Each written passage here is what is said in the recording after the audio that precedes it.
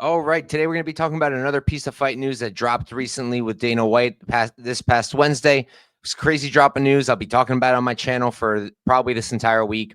And this one is pretty nuts. This was out of left field. So Belal, there was no real news with him. It was kind of assumed by everybody after Shavkat Rakhmonov beat Ian Gary that he'd be the one to fight Belal, and it made a lot of sense.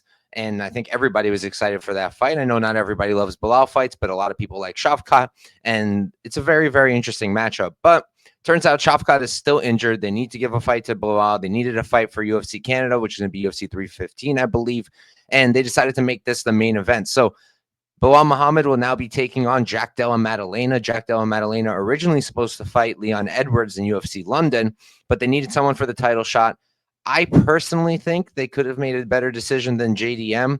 Like maybe give it to Ian Gary. I know he lost to Shavkat, but like it was a good fight and he was still at the top of the division. Or you could give it if you want someone off a win. Pratesh is in there. He's in the picture.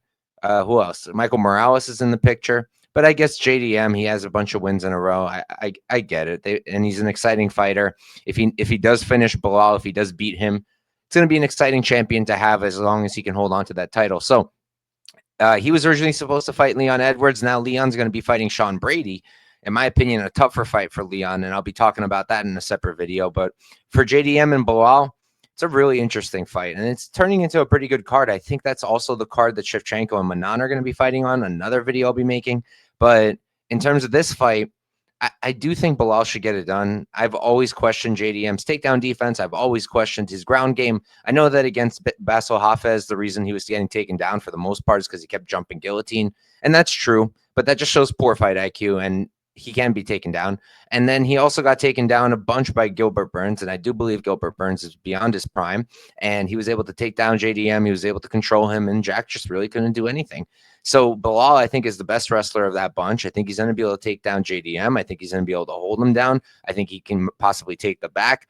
Belal's control is really good. His pace is really good. He's similar to a Marab type style where he uses the grappling to really create a threat of the takedown and then come upstairs and be able to strike a lot better than you'd expect him to, because his opponents also have to worry about his wrestling and his hands. So I do think that Belal will be able to get a lot of takedowns. I think he'll be able to control JDM. Can he sub him? I don't think so. Belal doesn't really finish anybody, and JDM does have good submission defense. So I feel like a sub's not in the cards, but personally, I think Belal wins by decision. Now, can Jack knock him out? Can Jack beat him? Yeah, I could see a world where that can happen.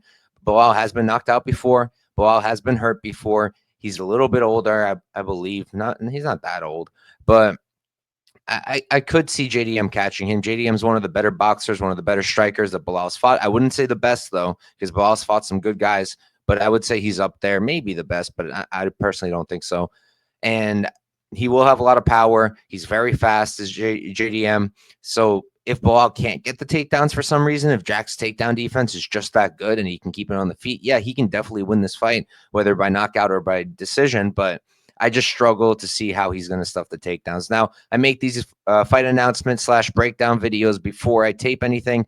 I tape before my live shows. That's when I break down all the fights fully, and that's a lot closer to when the actual fight card will happen. But for now, I am leaning towards the Belal side. He's like minus 200, which feels about accurate to me. And I don't really want to lay that chalk against somebody like JDM, who will keep fighting, who won't give up, and is always live for a knockout. So I don't know if I want to take that, but we'll see once I tape it and once we get a little bit closer to fight time. Either way, really, really crazy fight announcement, really out of nowhere, out of left field, and I'm hyped to see it. So thank you guys for tuning in, and I'll catch you guys next time.